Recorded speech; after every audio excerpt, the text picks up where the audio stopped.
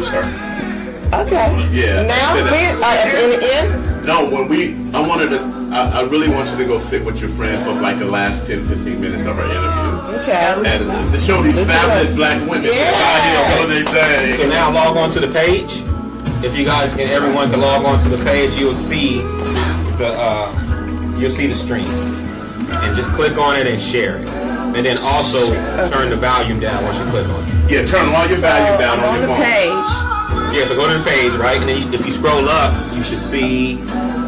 Like scroll up, slow. You see it? Yeah. And you should see it. There it is, right there. You just passed it. Right there, that's you. Click on that. Yeah.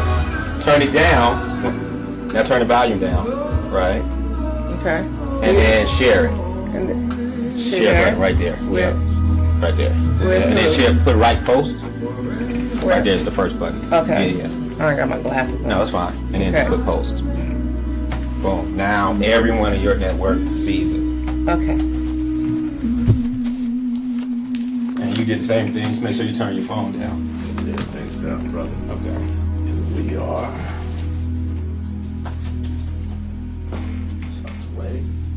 Ooh, now my heart's starting to move. You made my first like. Like.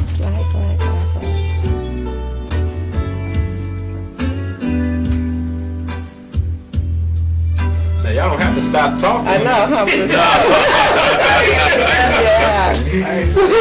I'm making me nervous. Yeah. I still think this is an intervention for me. Leave me out of this one. Well, we're definitely getting ready. I'm looking forward to many more of these. We are definitely getting ready to go into Superwoman's interview. You know, I have mixed feelings about Superwoman because I think oftentimes we as black women, we take on that persona of a superwoman and we burn ourselves out with that, trying to do too much, and I think that impacts our mental health. So I appreciate it as a compliment, but it's like it's a burden too, right? To carry that, absolutely, in my opinion. I add that. But you know what, to men, so eloquently. But to men, okay. you will always be a superwoman to us because what y'all have to go through just to even get something done. You have to work twice as hard in school. Black tax, you have to work twice as hard in school. Yes. To even get the grades that you deserve, much higher grades. And you overcome a whole bunch of mess that you come over the years. So that's how I kind of look at it. Like a lot of our black women are superwomen because they deal with, even when their own relationships, this is the stuff they have to accomplish, the goal, even raising their kids, and the challenges of America, of the challenges of so-called freedom and the things we have to do. It's just amazing to me. And I sit back and see y'all get these college degrees, get your life in order, trying to keep your home up, and it's not hard. It's hard. It is. It's very hard. But I always wish that all black people work to a point in their life, and then they can relax and do what they want to do in the end, because we get old hard instead of getting old healthy. We get old unhealthy. Strokes, heart attacks, on medication. So the older I get, the better, healthier I want to get, because I want to go places at 70. Right, that's why I said healthy is well.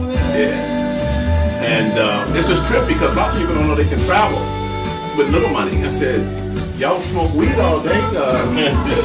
What is it, $20 a joint? So if you save that, there's more than that. You save that, you can go on a vacation in 2 months. You know, go somewhere, go see the city. Because that's another thing. We do not travel as people, but I have. I've been. You know, I love it, man. My husband and I, we like to travel. So. They haven't even traveled in the United States. I think I've been on like 40 some states. Yeah, and just to see the country, and you see things so different. And I really come to terms. It's nothing but black and white people in America. They say all this other stuff, but they don't put our real numbers out there. And every time I travel, I realize that it's a lot of black and white people in the country. There's other cultures, but it's a lot of us, you know, and there's a lot of false truths about our stuff, you know. So, you got it ready? Yeah, I'm just trying to get it close to the right quarter. It was on just a minute ago. I had to turn the volume down. I pressed it. Oh. Okay. At least you got some good music on. You guys haven't been good music. You don't have your Ricky D on. It has been good And your music. little John. Oh, yes. You see that he has got a Wrangler endorsement. Oh, really? And everybody's, and people are mad. Little John? No, little, what's his name? Little Nas, the guy that did the, He's got a Wrangler. he did a country hip hop Give me a couple of song. them, brother. The mix. And it's gotten very I want the famous. candy. Speaking of the guest, Tessa Yeah. she's an old music person, Uh-huh. but now she's a coach. Oh, Music for got- young musical talent. gotcha. Coaching. She said Kanye didn't want to You see, like Somebody this. said I need your help. Yeah. Center, and he was like, No, he didn't. Yes, sir. That's fine. So you ready, Mr. Marcus? Yes, sir. All right. That was at the Beyonce concert. Beyonce killing it. Yeah. We're Beyonce fans. All right. So we are streaming live. Dun, dun, dun. Y'all let me know, but now it's up to you guys. I done my part, so started in let me know when you're ready.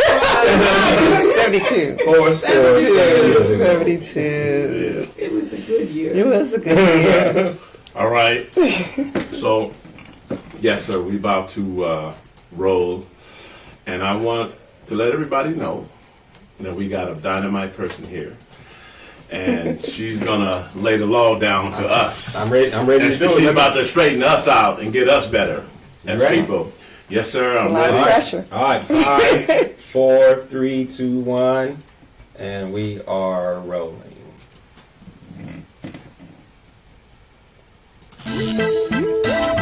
Welcome to the California Urban Podcast. I'm your host, Mark LeVar, and I'm really excited that you're tuning in. On this podcast, we explore the quality of life that Californians experience on a day-to-day basis, good or bad.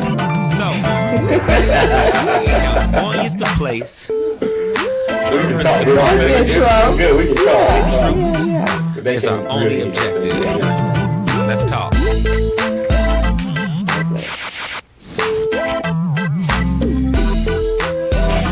I'm born and raised in the heart of the Bay Area, San Francisco. I spent a lifetime building resources and connections that are now available to you.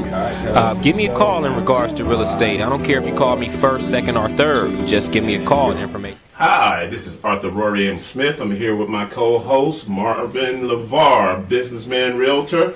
We're here at California Urban Realty, broker, and California Urban Podcast. We're here with our guest, our beautiful guest today, Renee Cage-Watson. Hi. Hey. I told her husband I'm going to make sure I do that Watson. So, yeah. All right. We also are here to talk about some of the events that's going on today in the world today. But today is about our mental health for especially urban women. And we would love for you to call in at 922 I'm sorry. 1253. 510. 922-1253. See, I don't even know the number. It's scrolling at the bottom of the page. Okay. But anyway, I'm just joking. At the same time, this is a serious interview for me. It's one of my most important interviews because here's a person that we don't get a chance to see and live and talk to. They're behind the scenes. But here's a person that's dealing with women trafficking, dealing with abuse, dealing with just all kinds of psychological problems that our people are having. And women, period, in all cultures. But she also has her own practice helping women of color, and it's just a beautiful thing to have her on. I know I called her Superwoman, but I'm gonna change that. I'm gonna call her the Black Panther woman. Okay. Wakanda forever. We'll go with Wakanda forever, but I will say this. I'm so blessed that she came in. I'm happy that she came in, and I want to tell your family thank you as a family for allowing this to happen as a team, for your mother to come in and share so many things, and your wife and her mother to see some of these things about this woman. So I want her to introduce herself. And she also has a lovely friend here. She's going to say her name as well. And we might get her on the camera to sit. Now, she's also a therapist, too. Yes. So it is very, very great to have these type of people on here today. So can you introduce yourself and tell us a little bit about yourself before we even go into your interview and your life story? Sure. My name is Renee Cage-Watson. I am a native of Oakland. I live in Oakland still. I work in Oakland. I am a program manager with Alameda County Children and Family Services, and I'm also a licensed therapist as well, and have my own private practice in San Leandro called Empowered by Courage Counseling. Wow. Yeah. We're going to have to give that out a little again. Yeah, we're going to have to keep repeating that. And so you grew up in San Francisco. You grew up in Oakland, California. We're going to go with your childhood first before we get started. Then we'll break, and I'll move forward into your career and go back to your life story. But right at this particular moment, you grew up in Oakland, California. Yeah. And we're going to go and see if you can. How far back can you remember? Well, as far back I can remember is I would say elementary, preschool, but I also have memories or stories that I've been given from my family as far as my earlier years. So I do have my story. My earliest story is from 18 months old or 17 months old when I first started living with my mom that raised me. So that's kind of like where my narrative, my story started for me.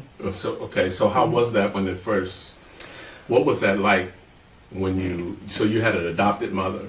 Yes. And so what was that like in the beginning? Well, technically she wasn't my adopted mother. She is now. We legally did an adoption just a couple of years ago. Oh, that's beautiful. But she was a friend of a family member's, and my mom was not able to take care of me at the time.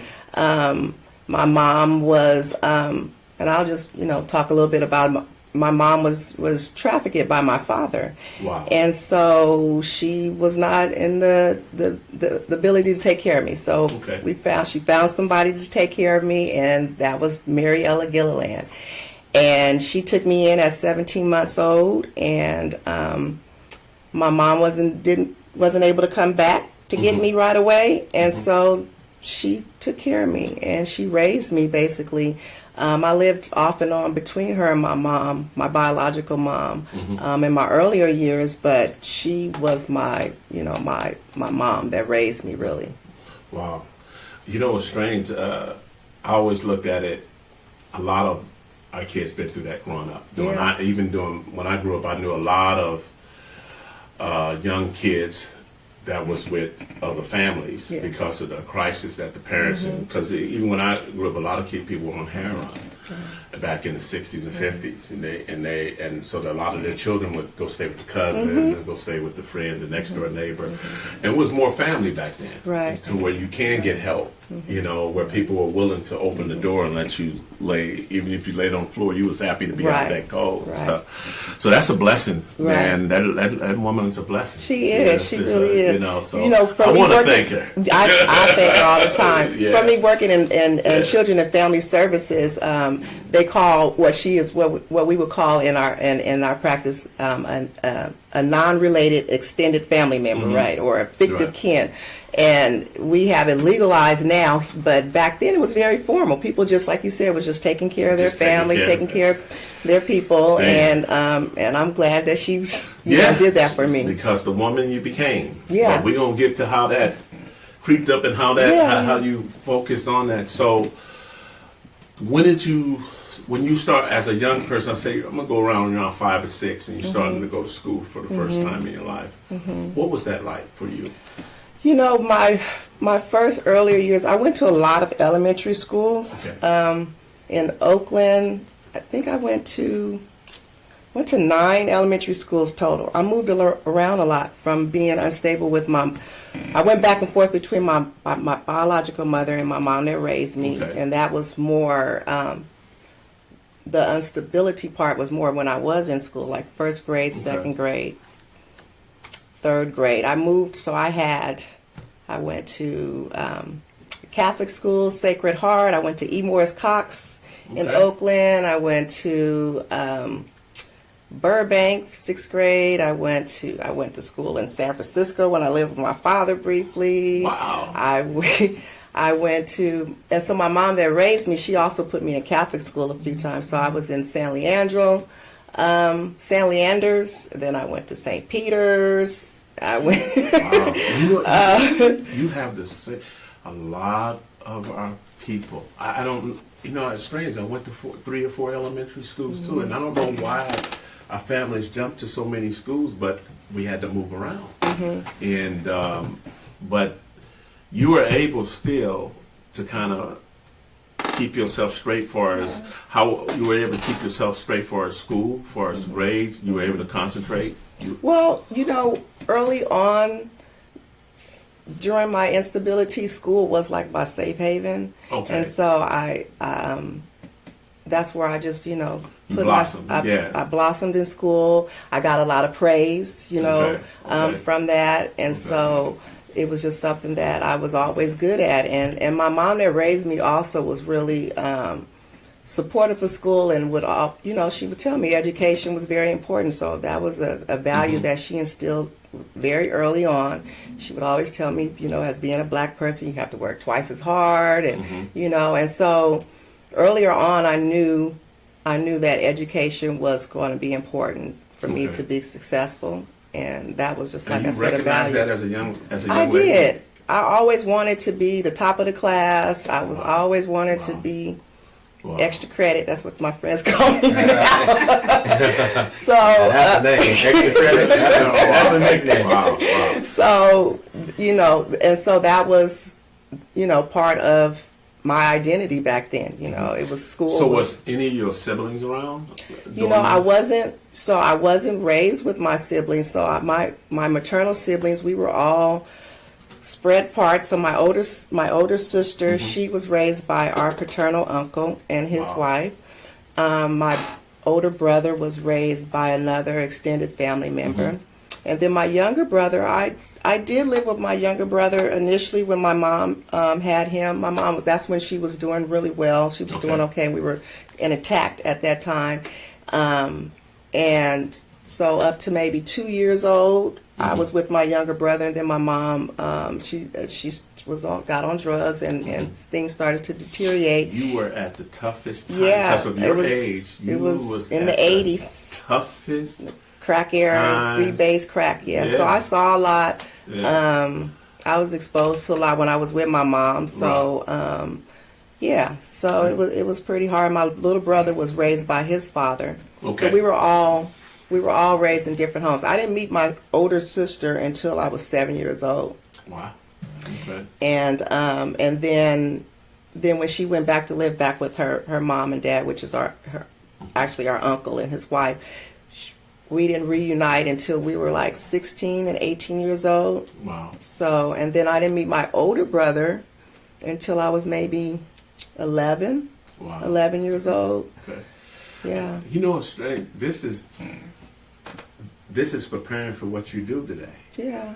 And you were able to decide. To me, you were able to kind of see that back then, with the crisis you was in, but the grace, the goodness that you was going when you was going to school. I could see that you were able to see some of the things and seeing your siblings, seeing your father and mother, and the challenges of everybody. You was kind of able starting to develop what you are today back then.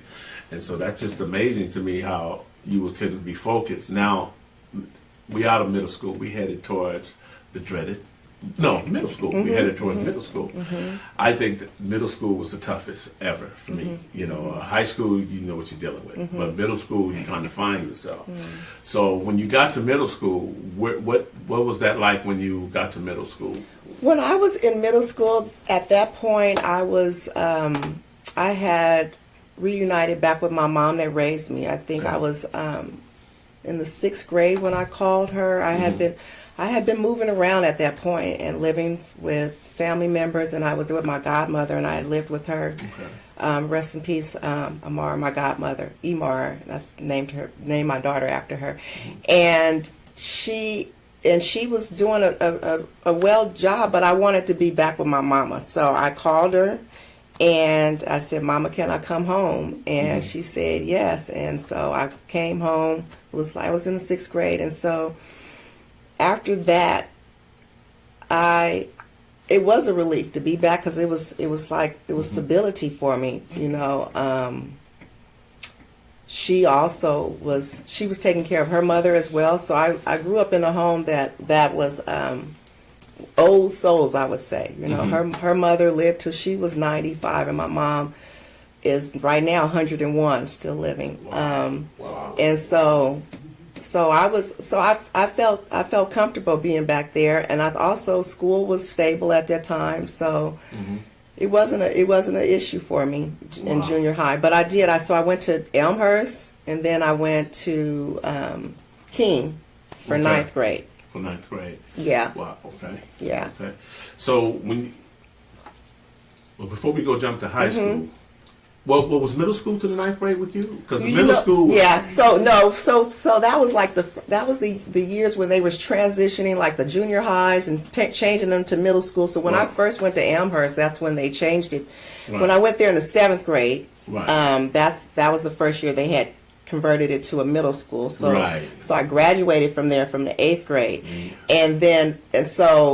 And we lived in East Oakland, and we had heard, you know, I had heard things about Castlemont, and I didn't want to go to Castlemont, and my mom was we were trying to avoid going to Castlemont. We wanted to go to Skyline. So then I went to King.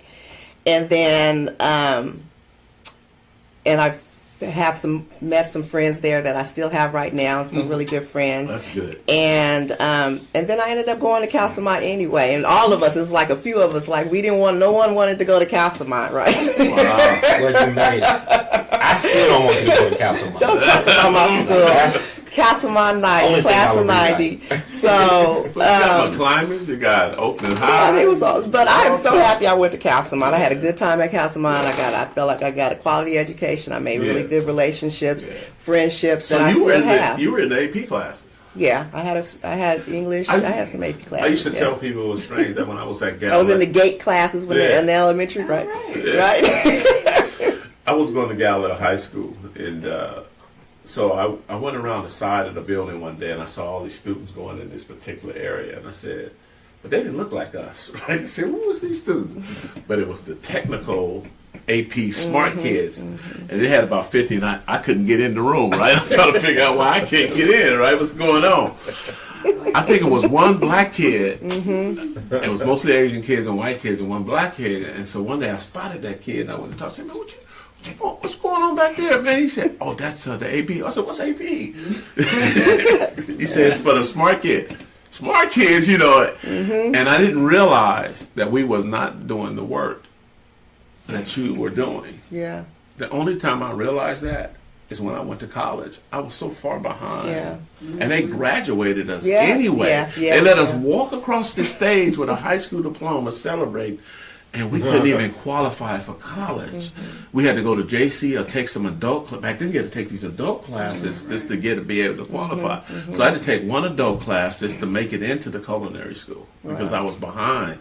So I took that class and I got into the culinary. And then once I got out of there, you know, I had a lot of things I could qualify to go to. But at that time, I didn't realize how far we was behind and how it would have affected us.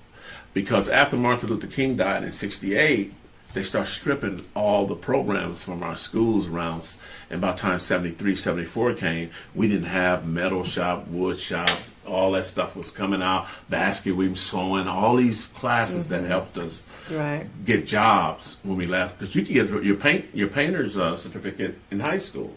You learn how to work on cars in high school, but they took all that away from us because that's the jobs that we were dominating. You know, we were going out working in the field, fixing cars, but it was just amazing. So you came when they had stripped it all, got you, and you still were able to got into them classes because there's only a few of y'all probably in the whole school in them classes.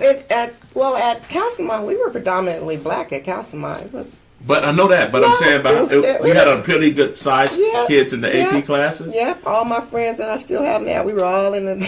That's why they all graduated. Right. We was the smart girls. We were that cheerleaders and the smart girls. Yeah. Wow. So high school, you was a cheerleader. Yes. And you accomplished some political goals. Tell me about that. Your political. I was a class secretary. Okay. And it's just like building leadership skills. I was on like the drama club. So you did a little acting. I did a little acting. My daughter actually is an aspiring actress. Oh, that's what she wanted to do? Yes, she is. Yes. And what else did I do? I was on the yearbook committee, so I did a few little things. But I had a good time at school. I had a good time. I wasn't in much trouble. Okay. For the most part. This is gonna be a good one. You got a few comments on there. Go ahead. You're talking about Castlemont, right? Stacy Hogg says A. Says yes. Hey, Stace. Tell your story. She went to Skyline. Okay. That's my hairstylist. Shout out to she Stacy. up there with GP there. Okay. Who was it? Simone Griffin. She That's says my watching sister. you, sister. And then Tina Linares. Say yes, smart girls. Yes. So all y'all claiming to be smart. Yeah. That's what my school to me. Yeah, right. We gonna have to look investigate. Yes, that, And I'm just messing with you and stuff. So I'm not trying to get you upset, husband. I'm gonna ask you a question. Your first prom. How was your prom? My first prom. I said first because most ladies. Yeah, no, I went to my junior prom Okay. and I had a boyfriend. Okay. And now when we reflect back and talk about things about how, older men and younger, he was much older. He had no damn business at my junior prom. But I remember, fibbing to my mom and lying about his age and all of that. But that was my junior prom. And then my senior ball, I went just with my friends, my girls. So that was fun. We just had a good time, and that was fun and stuff. So now you're graduating. Mm-hmm. And you said, I'm about to go to college, but you decided not to go. Yes. So why did you decide not to go? And did you want to just enjoy life and find out what's out here and what's the world's what happened was, on my 18th birthday, I'm a February baby. So on my 18th birthday, I was a senior still, and I thought, you're 18, I'm grown, right? So I stayed out late, like past, I don't know, I think I tried to roll up in the house about 1 o'clock, 2 o'clock in the morning, didn't call, it was a school night, but I'm grown, right? Mariella Gilliland was like, I had been kind of cutting up a little bit, and so she was like, okay, you're 18, you don't want to abide by my rules, you can go. Get out. And you can go, you can take your stuff and go. And it was hard, it was tough love, and it was a hard lesson. Right. But I needed that to happen for me, and I left. And I went and stayed with one of my best friend at the time, and through the end of the school year. And then I was working part-time at Miller's Outpost. Mm-hmm. And you remember that story? And then I moved around. Then I moved with my older brother and stayed with him for a while. Mm-hmm. And then I roommated with a friend, and we had got our own apartment. Ooh. And that's the test, right? Yeah, that was the test. And so I had fun for 3 years. I'll just say that I got into some trouble. I got arrested. I did some things. Yeah. But I had fun. Yeah. And I wouldn't take none of it back. I made some mistakes though. Yeah. I made some mistakes. But then as I was making those mistakes, I kind of was looking around, and I was like, you know what? You know better. You know you're supposed to be in college, because I had applied to colleges, and I had got accepted to. I had applied to. At that time, I wanted to go to a historical black college, because I remember seeing School Days, and I was like, I want to go to a black college. So I had applied to Morris Brown, Fisk, Tuskegee.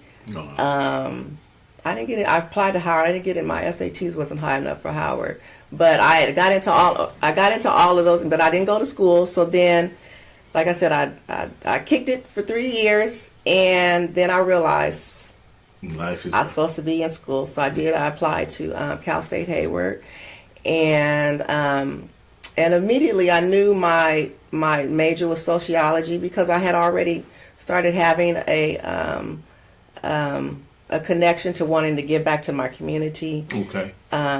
Working like at recreation centers and doing that sort of thing, and just wanted to give back. It was just like I was looking around, and I was just I had an awareness that that we as black people, there was injustices in our community, and I wanted to kind of figure out what I can do to help that. Yeah. Can I ask a question? Sure. A lot of young people face the dilemma or the choice, right? Whether or not to go to college or work or try to figure out. Do you think it was the environment that helped guide you away from school, or was it fear? Or was it was rebellion, to be honest. Or were you just rebelling? I was rebellion because my mom, like I said, my mom was much older, and she was from the old school. So she raised me under like old school values. So it was like I couldn't talk on the phone to boys until I was 16. I couldn't wear makeup. So I was like, I wanted to get, I wanted to turn up. I wanted to, get loose. So I wanted to be independent. I wanted to be grown, right? So, and she sheltered me a lot, and so I just, and I wanted to just, experience life, like you said. So I did, and then I recognized, that everything that glitter ain't gold, and that stuff out there is it's not. We all have to test the water. Yeah, we have to test the water. If you don't test the water, the fire. You got to touch the fire. You got to touch it. What did you learn the most during that 3-year period about yourself and about the decisions that you were? I learned at that time I was really craving family at that time, and so when I was involved with a gentleman, and he had a really big family, and I was really craving to have family, and because my mom had raised me, we were very small. She only had one child. My brother, rest in peace, Kenneth, and we both actually have the same birthday. It was like ironic. He was 20-some years older than me, and we both birthday was on February 26th. But I craved not having my biological family. I just craved family, and so that was one thing that that I had recognized, that I wanted a sense of belonging, and so that was what kind of had me there. The blessing, you never had children at that time. No, because I knew I wanted to go to college. I knew I had an understanding early on that for me, I thought children would be a hindrance for what I wanted to have do in my life, and I knew I wanted to have kids eventually, but I didn't want kids. I never did want kids early on. When people I didn't want. I wanted to go to college. I wanted to finish college first, and that was it. When you started college. And you start taking your classes, what struggles did you face once you got into your degree, because it teaches you about yourself and the struggles because I took a few psychology classes, and it kind of opened my eyes to what happened to my family, and it made me sit down and go, whoa. I almost cried in class. And so what realities did you face when you start studying the field you were in? I got more of an understanding of like the disease of alcoholism and the cycle of addiction, and the impact of trauma, and and earlier on I had a lot of anger towards my biological mother because she was on drugs for several years and she didn't raise us. And so, I was angry about that. And I think some of my acting out was from that as well. And but then as I was, getting educated or having more of awareness, then I, had more empathy and understanding and compassion, for her, right? What college was this? I went to Cal State Hayward. It's called Cal State East Bay now, but Cal State Hayward, and then I got my master's from UC Berkeley. His sister is a professor there. Oh, okay. At Cal Hayward. Yeah, Okay. she teaches English, right? English. Yeah, Okay. yeah. She's a professor there. So when you got your degree from Cal State here. When you got I your have my degree, BA in did you go sociology. Did you go right into your field, or did you go strictly to Cal like you? No, I went into my field first. So part of the program was like an intern. I had an internship, and so I interned at a organization. It was called Asha House, and it was a nonprofit. I think it was a collaboration with the Haight-Ashbury Free Clinic and San Francisco. Yes, Haight-Ashbury Free Yeah. Clinic, Alameda County, Public Health. It and it was a collaboration with that was Ujima House with Allen Temple, but it was to bring down the infant mortality rate for African American women. African American women had the highest infant mortality rate, And so the deal too, right? Yeah, and the services was to support women that was pregnant or had children a year or younger, and I was a case manager there as an intern, or had did some casework there, and then after I graduated, they hired me.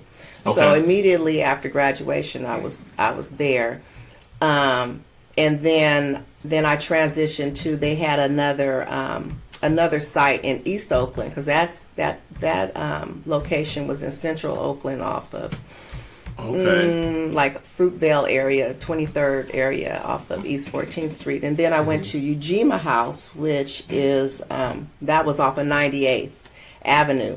Okay. And I was there as rough areas. I was I was there as a case manager, and then I also and they knew so my minor was in ethnic studies, and then I had like a certificate in youth services administration. Wow. So so the director there knew I had a desire and passion to like work with younger children, so they let me create a program that provided education workshops to high school, junior high and high school students regarding abstinence and safe sex and so forth. So I created a program. It was called, I can't remember what it was called, Hope. Project Hope. I can't remember what the acronym stands for, but I did workshops. I went back to I had enjoyed that. I went back to my old high school, my old junior high. I went to Elmhurst, and I went to Castlemont, I think the Havens Court too, and did workshops there. Was any of them your clients?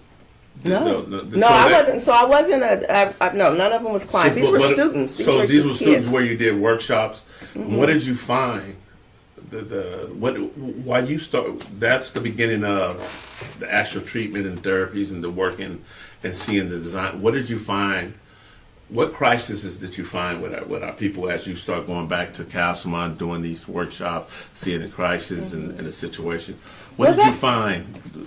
Well, at that point, it wasn't anything I found at that point. What my purpose at that point was just pretty much bringing education to the kids around, safe sex, abstinence, and so forth, and kind of normalizing it. Okay.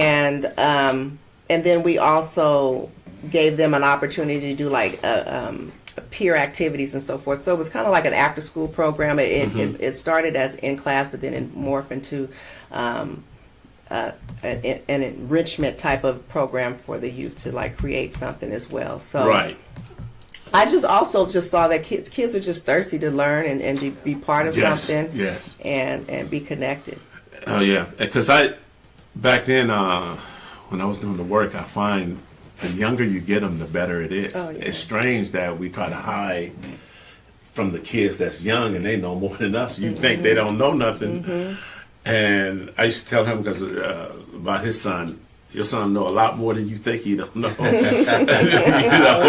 But, because the world today, if they got one of these, they see everything. They see. You can't hide it from them, And it's kind of like you take this punch from a kid, they break down faster than you take anything from them. My husband and I were just talking about. We saw this young lady. Dad took her phone and she called the police.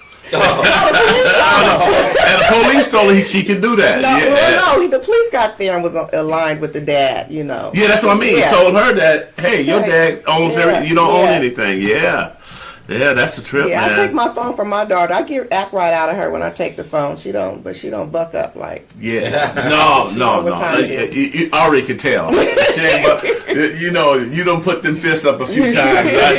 She don't understand that. You a councilman girl, so y'all ain't playing. So now, what made you go back to college to finish your master's? What made you wanted to go into a higher level?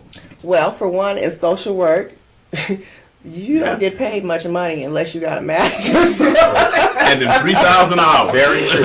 So I was like, I knew I had to get a master's, to elevate myself, and so I worked with Ujima House maybe 3 years before I went back to pursue my master's. Okay. And it was a good. I provided case management. I got a lot of skills there. Okay. I was learning like assessment skills there. Engagement. So it was a good transition. I was still able to work there my first year at Berkeley, and then the second year I had to quit because I was a recipient of what is called a Title IV stipend, and so they only give 20 of those away to they award 20. Don't give them away. They award 20 people those awards to recruit women and people of color into the School of Social Work. Okay. And so it's basically like a scholarship. So I didn't my for my master's, it paid for my entire 2 years. So wow, that's big because that's a lot of money. Because some of my friends are still paying on student loans right now. We still paying them. So I feel very 40, 50 years later to have that. Yeah. So with that stipend, I had to intern at Alameda. I had to intern at a county because part of it is that they want you to be a child welfare worker, and you have to work for a county for 2 years to satisfy the condition of that stipend. Well, not only you did 2 years, I've been there 18 years. Yeah, 18 years. And you became the woman. Well, one of the women. There's many of them there. You're a program manager. I am a program manager. Yeah. But I was an intern. Yeah. But a program manager got big hats. They got to wear these hats that's different.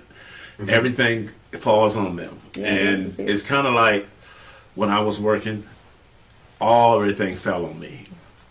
And I understand, but that area you're in, it's so many challenges because of the people, the crisis the people are truly in, and the challenges of even working with the families are getting trust and dealing with, because not only do they have to build trust because of the other side where they lost trust. You have to get it back to get some work done. Right. And it's just amazing. So when all that started happening with you, how did you decipher? Because a lot of times some people get caught up in the families and get hurt. They cry. They go home just wore down. How do you decipher? When did you learn to decipher?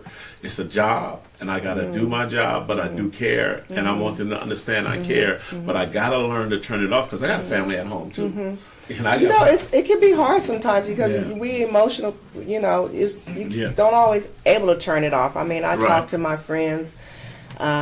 And my husband, and talk about tough cases or something that's going on, processing it, and sometimes I've had some sleepless nights of thinking about some cases or something that's going on at work over the time of me being a worker toward even as a program manager.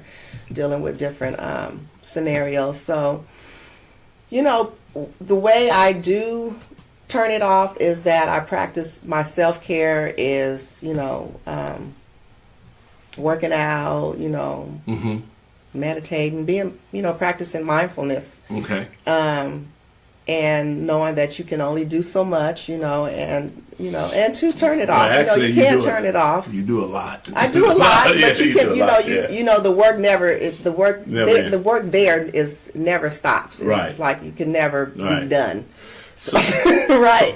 so how did you? Because you speak at events. I've spoken at a few events. Yeah. Yeah. So human trafficking, that's like How did you- another thing that I'm in. How did you get that? That is so blew me away when I read that about you. So my thing is, what made you target that? Well, as I had shared earlier, my mom was Okay. trafficked by my father. So you got So a it better- touches me personally, right? Okay. And so from my own journey in healing, you know, I have like empathy, like, wow, this is what my mom experienced at 15 years old, right? And so You kind of understood I what she went through. Yeah, now I have an understanding, and so is, you know, and then Oakland was the hub, like it was like really the hub of human trafficking You of should the, have seen of the it in younger the 60s. Yeah. of the younger girls, Yeah. and so that too also impacted me or made me want to, you know, get involved and try to do something to bring awareness, you Right. know, and because people don't realize it's right here in our backyards, or people think it's right here just in Oakland, but it's in the. We grew up in San Francisco. It's We can tell, everywhere. we can tell you. Listen, this is a subject that a lot of people don't even know exists. Right. You would think that's a thing of the past. No. So it's hard to believe that people are still trafficking human Mm-hmm. people. Yeah, that's And the strange part, you have to change how they do it because they learn how to make it sneakier and sneakier. Oh yeah, and so with the internet, it's just different ways of. Yeah. So you got to kind of like, if you got a kid, you have to monitor his internet. You have to be able to shut it down. You have to be able to go online to see and follow him to see where she or he is going. If you don't, you know, he'll tell you, I raised my son like a fist. Well, you know, I know where you're going, who you're going. I didn't even let him have a girlfriend until he got out my home. Go. I'm not saying he was a celibate because I don't believe it, but I do know when no babies coming up in here and you going home, and when you leave my house, don't come back. He never came back. He went to college, got his degrees, got his family, got a good business, his wife, and they doing their thing. And he told me all the time, I'm glad I was tough because we're not our kids' friends. Right. We their parents, and a lot of time people get off thinking they're their friend. You know, when you get a friend, me and my son a friend now. He got his own life. So now I'm building a friendship with him. I raised him. Now I'm building a friendship with him. I'm still tough, though. that's why I need to talk to you. Because you're right. That's why. Yeah. But anyway, back. So when you start truly getting into your field, what made you decide to open up your own business and your own practice as well as what you were doing? Because that's a different whole side. It is. So one of the motivating factors, I would say, was that I wanted to be able to create income for myself outside of Alameda County. I wanted to not feel like, because Alameda County has been very good to me.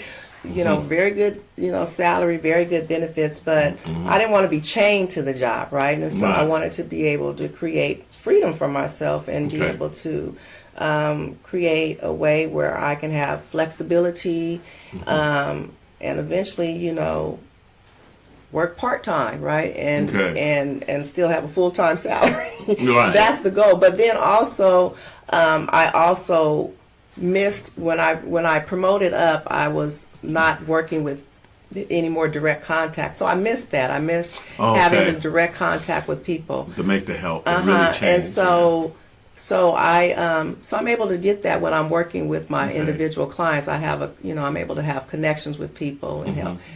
So it satisfies another, desire and need within me as well. I don't want to know about your clients, but I want to know about your clients. So what I mean by is, what kind of clients do you privately, and what do you offer the clients privately? How do you? What is your actual role in what you're doing with your business? So I typically work with women. I had a couple of men, but I typically work with women, women of color, and I have had a couple of couples as well. But I've had a couple of adolescents and younger children. But my target population is women, and they are usually coming for things such as depression, battling anxiety,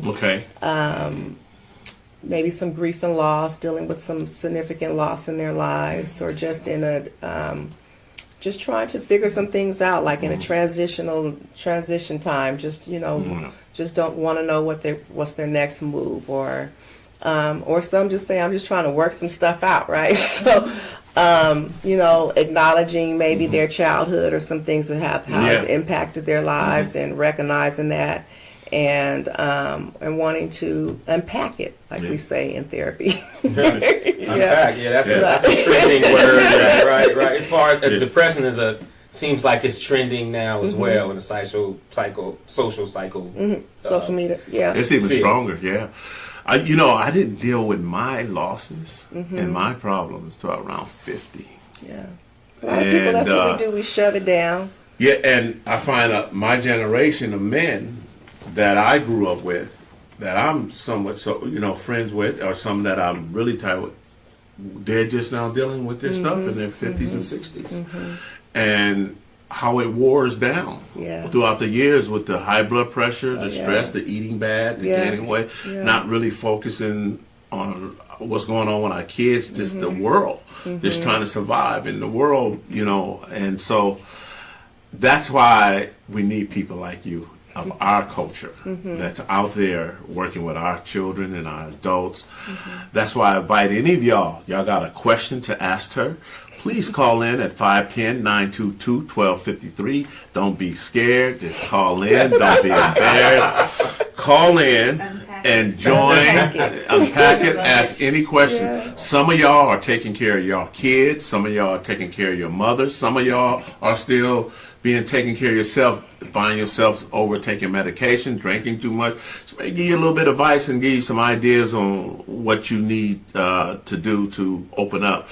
We as especially minority African American people, we are so afraid to talk to a therapist. The first time I did, I said, I'm just doing this to retire early from the job. I didn't know that lady was going to help me. She really helped me. And I've been analytical all my life, straightforward. And she said, sometimes you got to go around. And I wouldn't. He'll tell you I was straight shoot. No other way. And that's how our family was. Right. The men especially, no other way. Right. You can't get out of it. Pass it down. Right. Yeah, you can't get out of it straight. I found my son different. I found him growing up different. And I see his son and I talk to him and say, man, this is a different world. I grew up at the age of 19. I was the head of psych nurses, RVNs and LVNs. I was the head of the program. So where people had to come in and train and get their nursing degree at the school, that we had a nonprofit school, and they would come in. They didn't have to go for 2 years back then. Now it's serious. Even my degree, I couldn't even go back and get a physical education degree because I wouldn't qualify today with how things are advanced and stuff.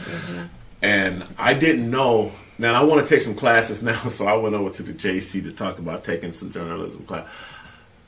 You can't just get in school no more. I'm thinking I can just go there like when I was a kid, sign up, go to school.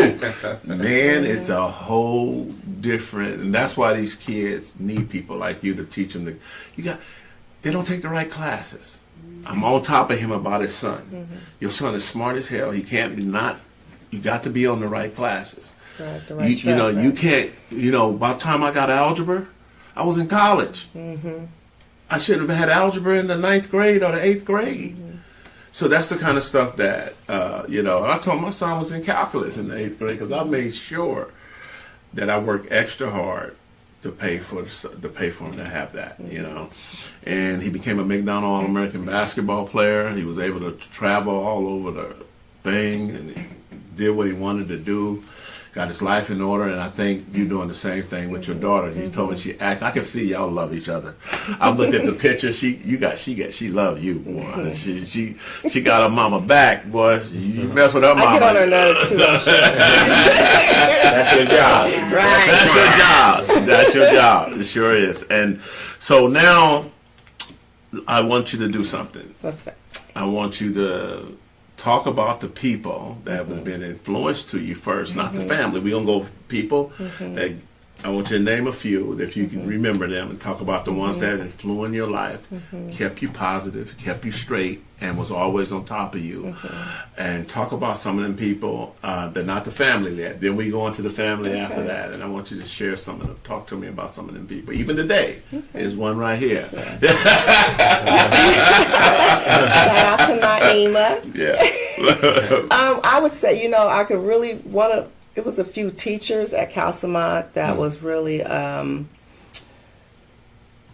would say they was supportive to us. It was Mr. Obono. He was an English teacher. We was tough kids, right? Right. He was this Italian guy, and he didn't take no shit from us though. But he really taught us, and he would talk to us, and he would keep it real, and he was like really one of the teachers that I felt that respected us as students as well, and was there for us. He was like one of those real teachers. And then I had another teacher, Miss Godwin. She was very. She's one of my Facebook friends now. She was a really good teacher, and like a mother figure to all of us. And there was another teacher. Who was that? Miss Wedmore. She was our drama teacher. She was Miss Halburn now. She was another good teacher that was very impactful on our lives. She would like try to pull out the creativity, pull out us to be creative in class. She would let us, I remember doing, we was doing, Phenomenal Woman. She was just really, she would let us like get into our culture. She wouldn't water it down. She would let us, really be expressive. And so I remember her being very impactful. And as far as mentors, really is my mom that raised me. It was just, I can always just hear. She's just the one that was in my head, to be honest. I mean, I had, as I was coming up in my professional career, I certainly had some people there, like at Alameda County, who had really helped me and moved me up. Like my old supervisor before I came a supervisor, Yvonne Jamerson, she was really coached me and helped me. And there's others there at Alameda County that has helped me, but really it's been like my mom and my family, my husband, that's really just been my anchor. You know, it was strange. I think about that, what you just said. I could name teachers and stuff, but I started thinking about my friends. Oh yeah. I'm sorry, it was and I have some real good I started friends, thinking about my friends that really wanted to see me do well, that didn't always tell me, man, you always been smart. Don't go out there messing in the streets. Try to keep me straight. And they with us.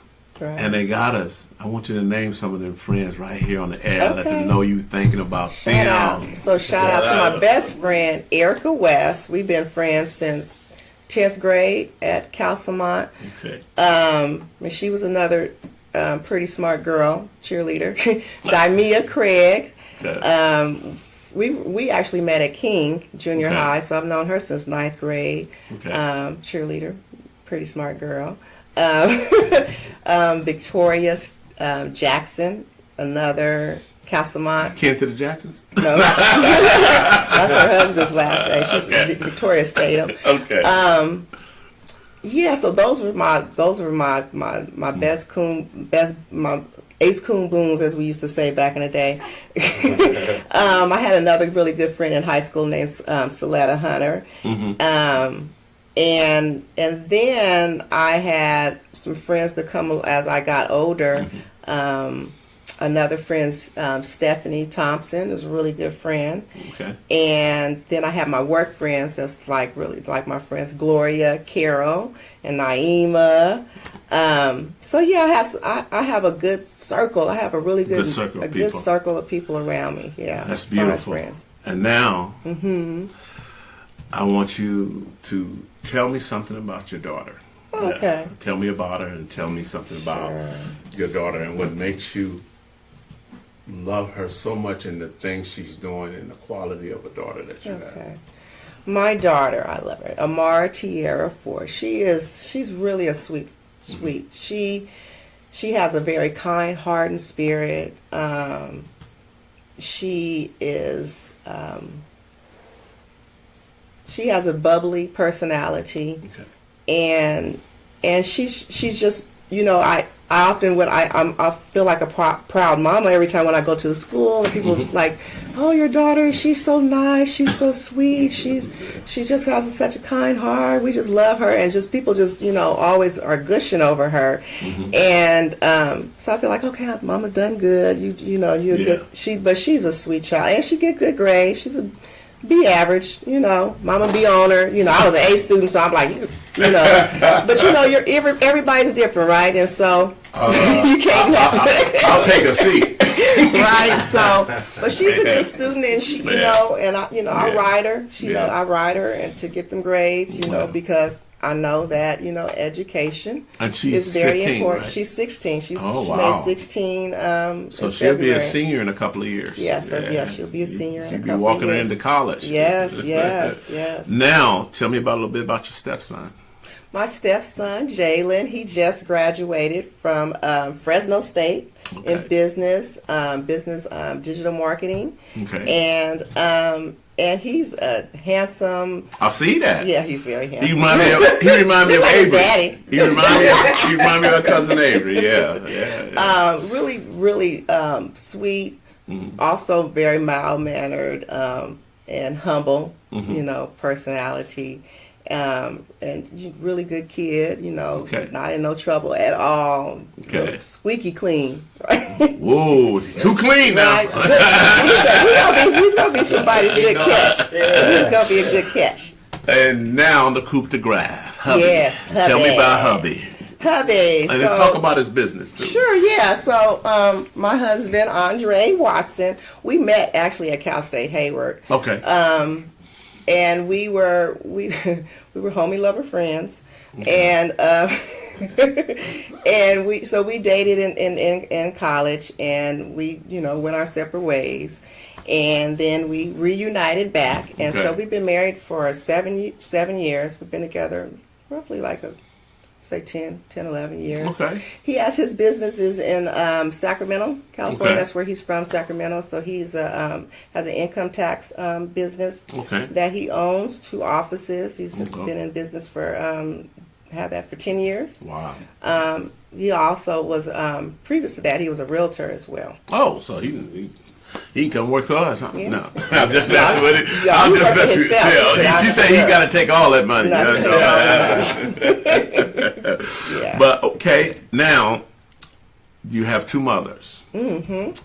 Tell me something so beautiful about both of them. Okay. I want to know about both of them. Mothers. Yeah, so both my mamas, I love both my moms. So we call my mom that raised me, call her mama, and my mom, my biological mom, we call her little granny. That's her. Okay. That's her nickname. Well, we call her mom too, but we call her little granny. So my mom, my little granny, she is a cancer survivor. Okay. 2 times, right? She has had. Wow. She has beat it twice. She has a very good heart. You know, she's recovered. She's, you know, and we have a good relationship. You know, we talk on the phone. You know, and we're excited and to like hear her story. I think I shared. Yes, they're writing a book together. We're writing a book. Yeah, I wanted to write a book with my mom. It's called My Mother's Story, Her Daughter's Voice. That's beautiful. And I wanted to tell like a parallel story of what I saw, what I experienced, and then what she saw, because there's still a lot of things that I still don't know what happened that impacted, how and how her life unfolded and the journey that she's been on. And I just think that it'll be a great story and a testament to others of overcoming. Yeah. Now, my mom that raised me, Mariella Gilliland, she's such a classy. And how old is she? 101. Living, baby. Hanging in there. Yeah.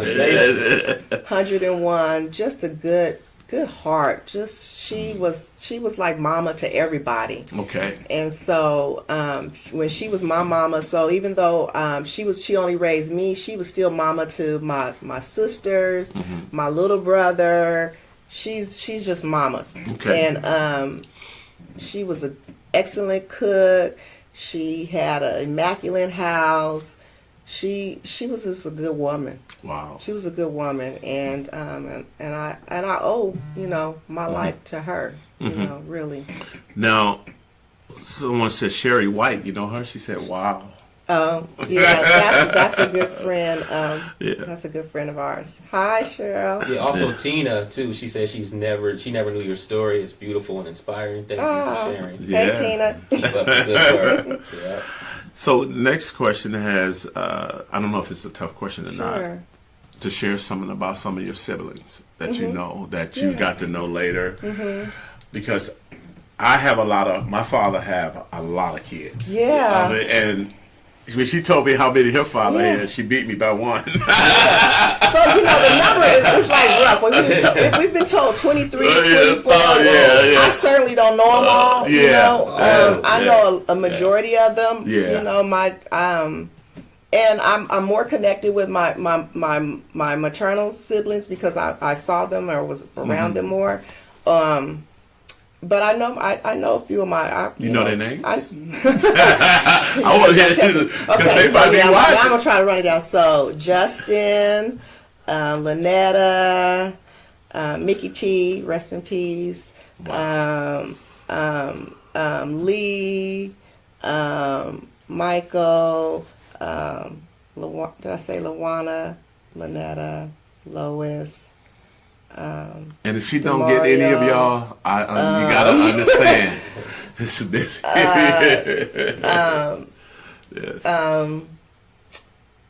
Chris. It's too many just names. Yeah, no, I will say this. You have a beautiful sister. I do. She love you all. Yeah. And she's sharing her life, something that all of y'all need to hold on to for the rest of your life. Because sometimes you get somebody in your family to share their lives to make you open up your life and release some of your tensions and things you needed to say. When I was talking and doing this project with my book, my sister and my brother was like, "We want you to write. We want a book too." So everybody, so it's going to be a sequel. I'm going to tell their story as well. We're going to that's beautiful. tell our stories. So I noticed you started bodybuilding. But I'm going to say bikini fitness building because the bodybuilders are totally different from the bikini builders. I call it bodybuilding. Well, bodybuilding, okay. Lifting weights. What started was I had went to this gym. It's called Inner Athlete. Shout out to Inner Athlete. That's my gym. Okay. And I had bought a Groupon. I had went there a few times before, but I had brought a Groupon to get back into working out again. I had always worked out, but I didn't have a gym home. I would, go. I had one gym I was going to by my job, and then they moved or something. So did a Groupon and did the boot camp classes, right? And so while I was in there doing the boot camp classes, that's kind of, it's entry level to me now, right? Okay. So boot camp.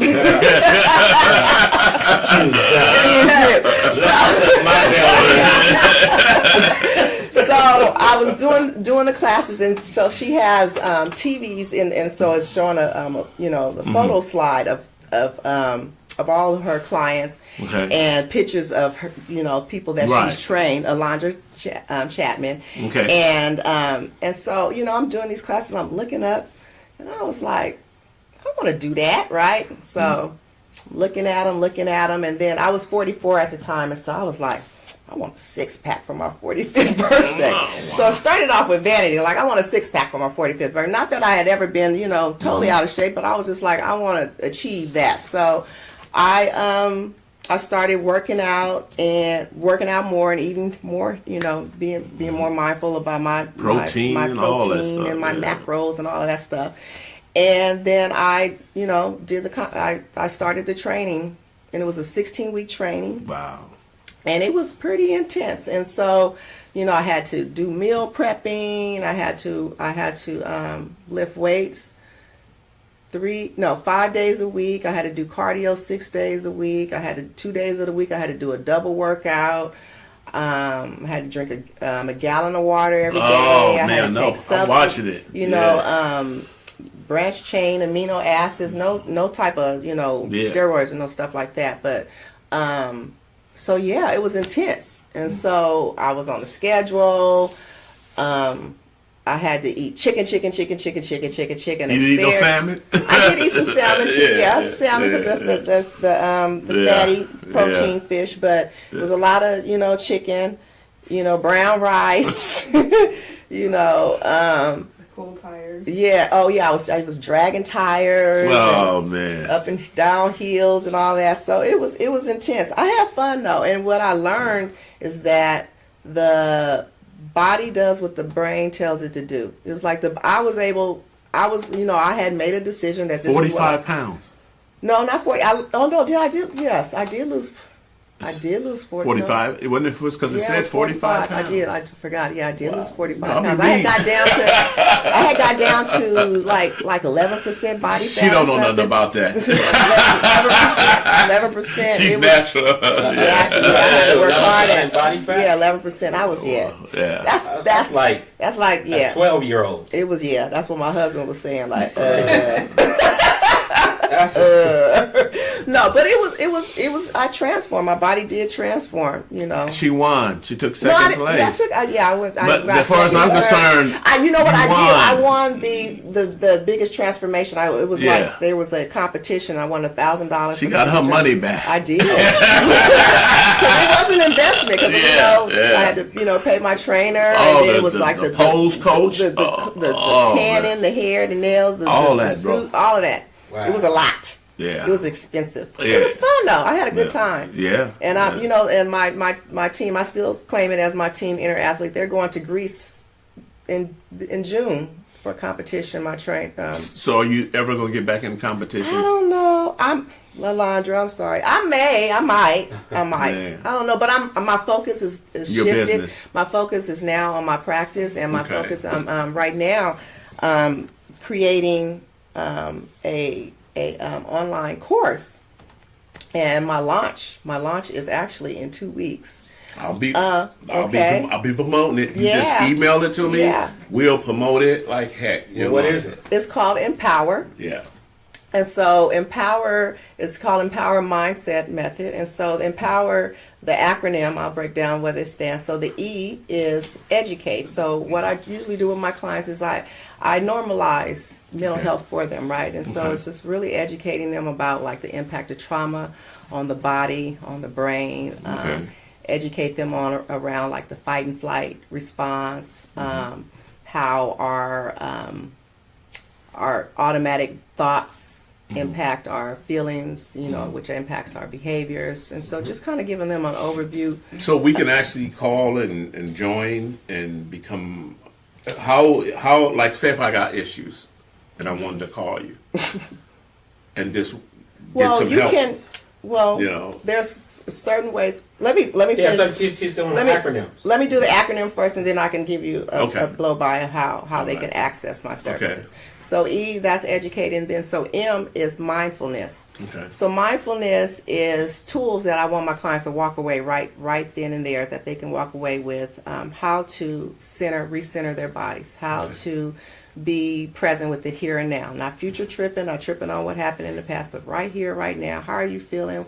You know, what's going on with your body? Practicing like deep breathing, you know, meditating, just calming. If you practice deep breathing, you cannot be in a heightened anxiety state. Your body just can't do both at the same time. Wow. So if you just take some deep breaths, you know, I usually like inhale for 3, hold it for 2, exhale for 6 or something, and just you do like 10 of those, 5 of those, you'll be subdued, calm. So mindfulness, and so that's the M. And then P is positive affirmations, because we are inundated with negative messages, negative things that we've been told over maybe childhood, over life, right? Even social media things. We are inundated with negative things, and so we internalize those things and we start believing those things. And so positive affirmations is the core of really, I would say, reprogramming yourself, right? You have to speak kindness onto yourself. We got enough haters in the world to be a hater of yourself, right? That's so right. You have to speak kindness onto yourself. I have this app that I love to use. It's called Think Up, and you record positive you can pick whatever affirmations. It's like wellness, health, love, or whatever. So they have a bunch of different affirmations, and you pick 4 of them, and then you record them, your own voice, and then it plays it back to you on a loop. And so I do it every morning. So when I'm getting ready for work, I'm playing it. I'm getting ready in the shower. So I'm hearing and being intentional about, you know, what I'm saying and what I'm feeling and how I want to be. Like one of my affirmations is the moment that I acknowledge that I have the power, the moment that I acknowledge that I have control over everything in my life is the moment that I have the power to change anything in my life. Or may I be happy, may I be healthy, may I be at peace. Or And what's that app? it's called Think Up. It's a free. You can. No. Yeah, I'm Think look Up. for I it. love it. I need so that. I tell my, so positive P. That's positive affirmation, and then O is own your power, right? No, excuse me. Own your story. Because when you own your story, right, and that's whatever it is, the good, the bad, the ugly, right? It's the what happened to you when you couldn't control as a child, Right. things you did do, all of it is all yours, your decisions, all of it, right? And so, because when you own your power, own your story, then you own your power to create what you want for your life, right? You can't let somebody dictate and create what they want for you. You have the power to do that. Yes. And so and during that time that we're doing like journaling work and more reflective work there. So that's the O. And then W is well-being, right? What are your well-being habits, right? What are you doing to foster a good well-being, whether that's your mental well-being, your physical well-being? Are you eating right? Are you exercising? Are you getting enough, are you staying hydrated, getting enough sleep? Are you around toxic people? Who's in your life? What are you doing to, what are your self-care habits, right? Right. What are you doing to take care of yourself? And so we, look at that, analyze that, and, start to develop better habits, right? And so that's W. And then the E, the other E, is excited. What are you excited about, right? Because I'm excited about being a therapist. I'm excited about, working at Alameda County and being a leader there as in children and family services. So those things, I've been passionate in this field. And so it's like, what excites you? What is your authentic self, right? And because oftentimes we're not operating or living in that realm, and so we're unhappy with life, right? And so when you figure out what that is, and if you don't know what excites you, then it's time to explore, right? Explore that, get curious.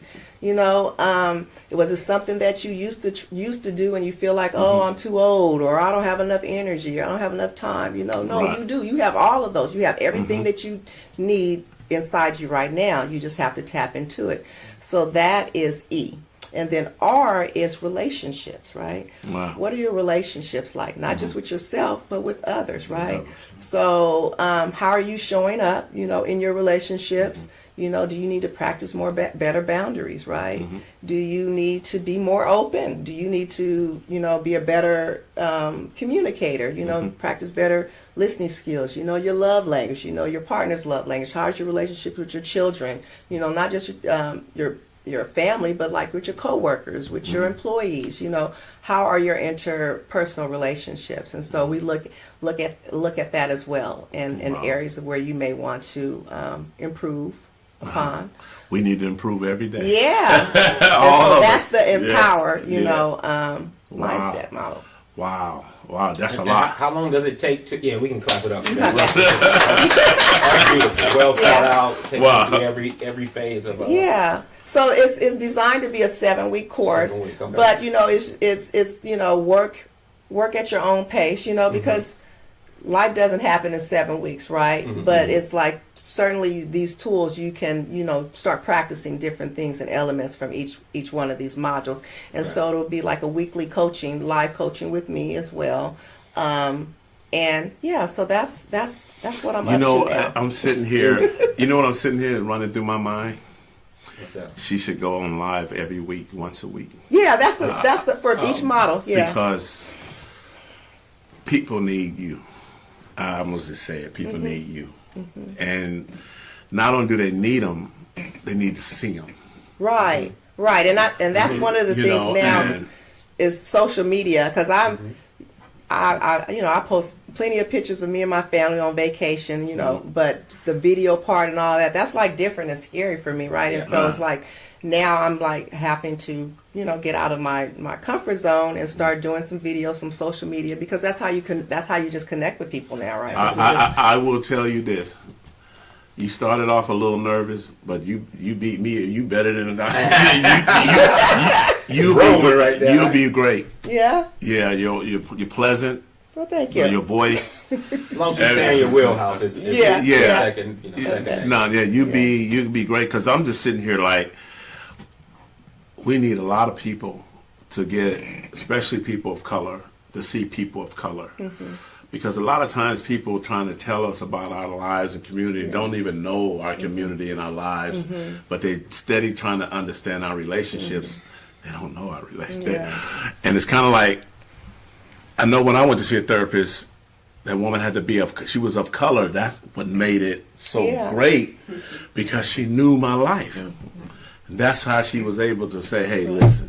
Right. You know, and oftentimes blah, blah, I blah. get that when I get some of my Yeah. clients come in, they were like, you know, I was looking for a woman of color, or I was looking for a person of color, or I've tried this before and it just, you know, I was trying to, you know, the micro, you know, they just didn't get some of the nuances, and I have to, I you know. I have a question. Yes. Now, you've been in the industry for 20 plus years? I've been in child welfare for 20 years. So are you seeing more of people of colors or minorities now using therapy to help them with mental health versus, let's say, even 10 years ago? You know, I think that I definitely think that there's more of an awareness and an acceptance within the Black community that mental health is not a dirty word. We all have mental health, right? It's like physical health. It's just the emotions, the health of your emotions. And I think also, like with celebrities, you know, being more vocal about their struggles, you know, people are recognizing that you gotta talk, you gotta let it out. You have to talk about it. And you have to. Actually, I saw a few of Jada Pinkett's shows, The Red Table, and it's very popular. And she is touching some therapy levels. Yeah, she is. But I think she needs to bring some people in sometime to sit there with her. Because sometimes when you going somewhere where you don't know. Y'all know. So sometimes somebody needs to sit and kind of nudge her a little bit, because sometimes they touch things and it just kind of takes it out of the complex. Because when the Curry was there, because it was all over the news, so I had to go find out what they're talking about. I kind of watched it, and I realized she needed more help. It was about her, and she didn't know how to. That was the first time she was able to express herself. She was at a platform where she could express it. It didn't come out the way she probably meant it to come out because it was in the public, but I think she learned that if she learned to meet with someone like you, she can able to share it. It's confidential and it doesn't reach all out. Cause I don't, when you go to therapy, the one thing I learned, them therapists got your back. That's between what you go in there and say. It don't lead them. Now, if they decide, I don't want to be with this crazy fool no more, that's on them, right? But it's still private. She do not expose, because I'm sure a lot of people have met with people like Charles Manson and the Zoe and be like, oh, I can't even talk. I got to get away from this fool. And then I met with people like that over the years. You just never know who you're talking to when they come in for therapy. But it's a trip because I'm sitting here seeing how it all developed with you and your challenge, your life, and how you're bringing it into your book. I believe when your book hit, it's going to be something to read because the people that's from that era are still living. Yeah. And she's telling their story. Many of these women, she's telling that story of her mother. My sister and I said it was going to be a Lifetime movie. Yeah, I just told her to see that. Yeah, I kept it PG for today, but it's no, you wanted to you wanted to be you. And if you don't let it be you cannot. No one can tell me about my superheroes. I have superheroes that what I write about is no other characters like them. I'm not bending for DC and all these like Marvel. It's me, And I always tell people the greatest black superhero ever written about is called Dreadlock. And a lot of people don't even know that. They think it's Black Panther and Luke Cage and no, Dreadlock. And that brother owns it outright. Okay. And he's top dogs. They wouldn't even allow him to sell his comics in America for a while. And he's from here. He had to go move to Japan to do his things, and that's the things we face. But today, you can get your stuff out. You don't even need a publishing company. You just have to learn to work. Hell, you just need Amazon and their publishing. Oh, Amazon. That'd be good because they sure get a lot of my money. Owners. Oh, yeah. Can I ask you one quick question? Yes, sir. And this is geared towards a lot of people in school. Okay. So we kind of just glanced over the school portion. Well, let me stop you for a sec. Hold up. No, hold up. Let me stop you for a sec. The reason I'm stopping you, don't get me wrong. Go ahead. I want you to introduce her and bring her to sit down with this particular topic. Okay. You introduce your friend, the beautiful therapist sitting right next to us. Okay. As you go sit down next to her. Okay. And I want you to ask that question to both of them. Because this is beautiful to have her here. So come on, would you mind joining me?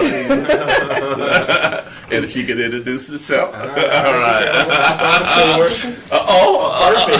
Right in the shot too. Perfect. All right. See me. So it's gonna come. No, it's gonna come. It's gonna pop up. She's like, where am I? So now you threw my thought off. But the question is geared toward school and. Because we glanced over school, like, I just went to school and that was it. Yeah. But being a student for 20 years, myself, I know there are a bunch of challenges that both of you two must have experienced while, obtaining your undergrad degree and your master's. So what were some of the challenges that you guys were faced with? Some of the challenges, I would say for my undergrad, because when I went back to school, I was still kind of living, I was still kind of buck wild, and so I was living a double life. I would say I was a student by day, and I was turning up. So trying to juggle that, right? That was a challenge. Money definitely starving. Being a starving student, right? Wow. Now, when you say money, what do you mean by money? Okay. Right. The lack of. But you had money to party. No money. Were you starving? No, I wasn't starving. No, I wasn't starving. So what do you mean by money? Calls. People are on us. Here we go. That's actually someone calling from INC. All right, go ahead. Somebody calling for you? That's for me. Call from INC. You should let me in. You can answer. Yeah. So when you say money, what do you mean by money? Was it money for food? Did your electricity get cut off a few times? No. Where you didn't have gas money? What? And I ask this question, especially when it comes to money, because I have nephews, and we always have this image of what our finances should look like in that moment, and what lifestyle we should be living, and the affordance we should have, but is that really real? Right. So you had your hand up, Naima, like you wanted. Well, if you're going to school, you can't work full time. Well, you can work full time, but you can't go to school full time. So school takes longer, right? And that's more money. That's more tuition or loans that are accruing. Okay. And it's just time. It's time or money. And I think our needs were always met. But it wasn't like living the high life. It's deferred gratification, definitely. Gotcha. Yeah. Right. You got to put off you have to some live a things. humble lifestyle. Humble. Very humble. Yeah. Yeah, it wasn't no, lavish shop. Couldn't do no, lavish shopping or things like that. It was very humble, yeah. And what- it's funny now. It's like me and my friends, we was like, how did we go out? And like, Free before 10. free before 10. There's this things at home. Right. There's this ideal that if you don't have money, you can't have fun. We had fun. In school, We you did. can't still. Probably more fun. Yeah. Okay. In a sense, yeah. Now that I think about it, I had fun, and we were broke still. Right back then, we didn't have. We all were broke. Right. And I'll tell you, them were the best house parties. Right. Yeah, we had When house I parties, grew up, yeah. and I used to run the Mills College, had them pajama parties, and sneaking in meals when it was all girls. Right. We had a great time, and I would tell you, it wasn't a lot of like trash. When my era, I'm talking 50s, 60s, it wasn't no. If you got in a fight, it's a few. Everybody go back in and dance and party. Today, I wouldn't even take a chance on a house party with kids because you don't know what's coming by and what's going to happen in your home. You used to can trust your neighbor next door. When you look out your house and see your kid, you be looking to make sure somebody not around. You don't know who these people living next door because you don't want to get to know your neighbors now. Right. And back then, we had to trust in our neighbors because our communication wasn't a cell phone. It was, go tell Miss Mary, go 2 miles, tell her that I'll be down there. I had one of those in our neighborhood. We had a Miss Knight. Yeah. She was a neighborhood cell phone, okay? Oh, that's hilarious.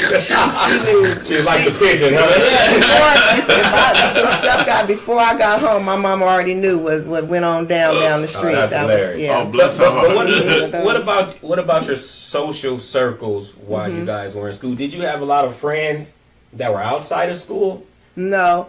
Or were you pretty tight knit within the school, and you had the same experiences shared amongst that circle? I had one of my best friend, Erica. We went to Cal State Hayward together, and my other friends, they went to different colleges. We just would get together to go to concerts, get together on the weekends. But we were mostly in our own different schools. Okay. And then I did have another set of friends with regards to when I was living with my ex-boyfriend and his family. That was another set of friends or family, I would say, extended family. And they weren't in school, so I had them, and then I had my friends that I still have now. Okay. Was sociology a popular major back then? Or were you kind of on an island? No. I think it was. I think actually, people of color navigate to that Naturally, field huh? naturally because it's like one of those giving back as well. So I did have a lot of people that look like me in that field. In as well. school, but what about in the actual practice? As far as the clients, or what do you mean? No, the Other students? professionals, not the students. Now I'm talking the professionals. Go ahead. California Urban. Mr. Renee Cage. You talking to her? Speak to her. Hey, Rory, Will Cage from Galileo. Yes, sir. Yeah, I was actually your class down the Freedom Maker book. I have that too. Oh, you like it?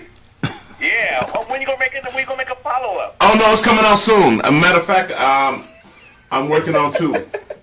So another superhero called Infinity Man, and King Clation will be out, and Dr. Adam Blake. So you'll be getting notices on that soon. That's like 2011 up off that. Yeah. Well, sir. So you have a question for her? I just want to say hi. Oh, she's cute, huh?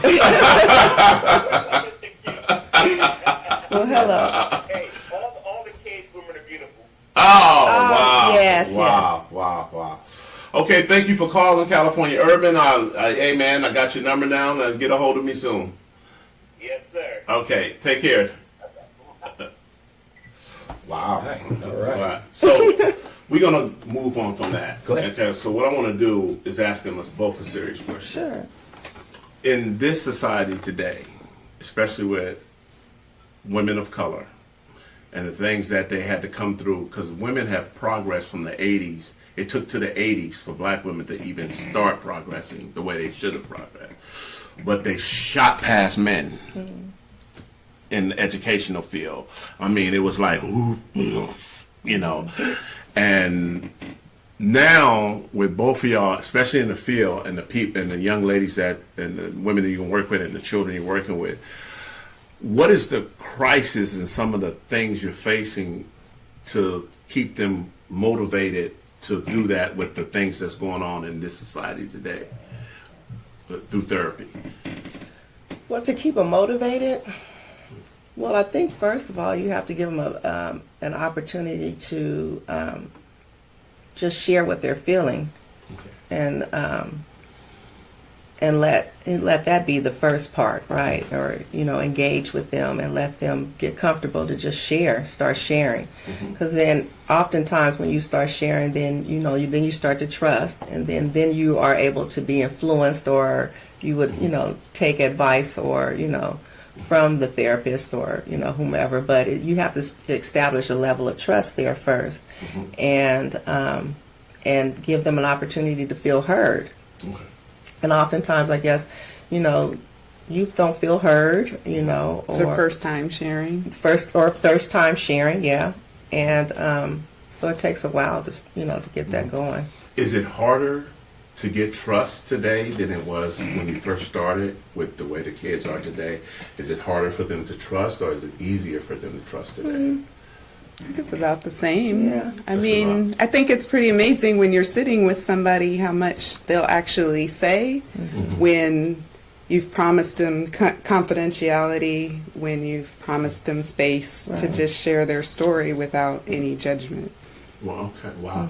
Wow. Because I know it was hard for me in my era. We used to call them shrinks, crazy doctors. Yeah. You go into the crazy doctors, right? It was an embarrassment. Yeah, And today, definitely stigmatized. yeah, but today I find it's an honor.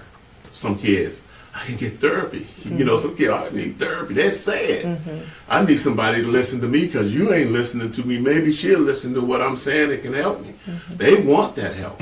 And I found that through all the gang activity I work with, all the gang members and kids I work with. I found that a lot of them want to go to school, want an education, don't want to be in the streets, don't want to sell drugs, don't want to kill, don't want to be, but they caught.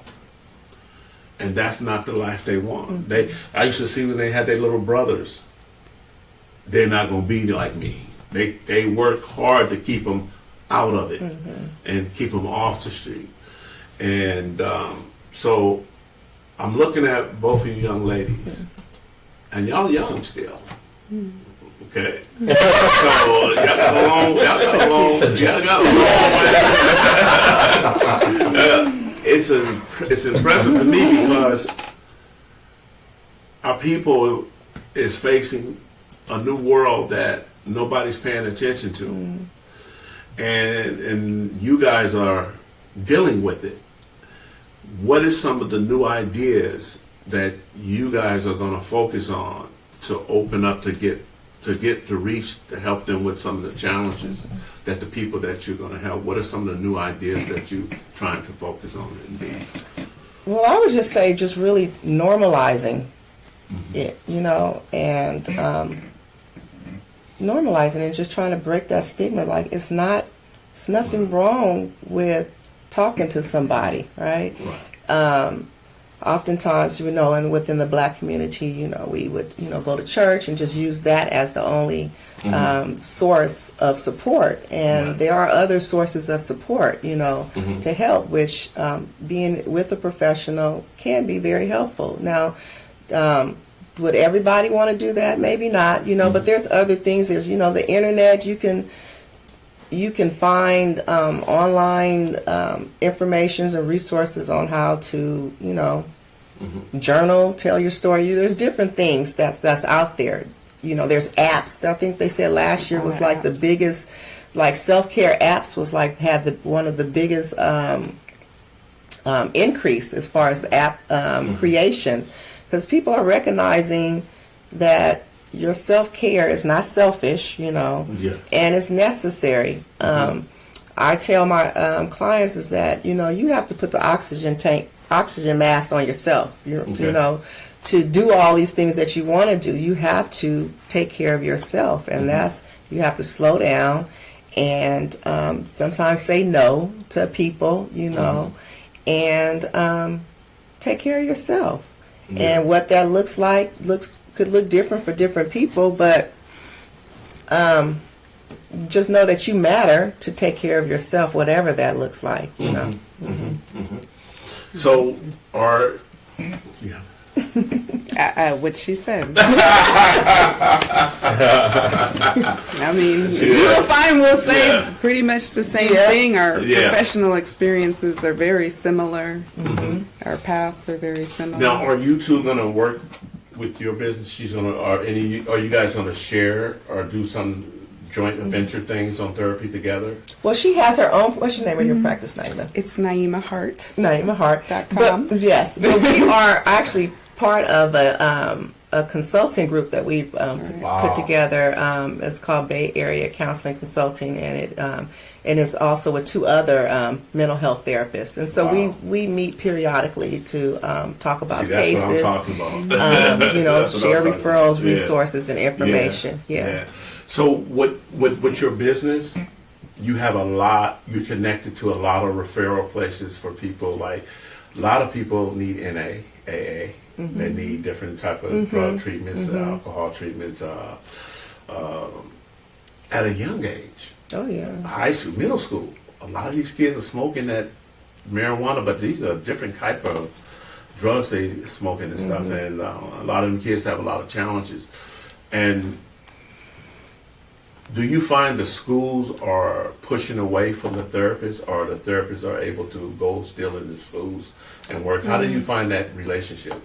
Well, I know from working in child welfare, there are usually they have schools that have, you know, some type of school psychologist there, or they have outside agencies that go on site to the school to provide support services. So I think the schools are recognizing that they want help. They want help. Yeah, they want help. It's their funding. Yeah, the funding is always an issue with schools, but I think they are allowing it into the schools. I just recently read somewhere, I can't remember, I don't know, Facebook News, right?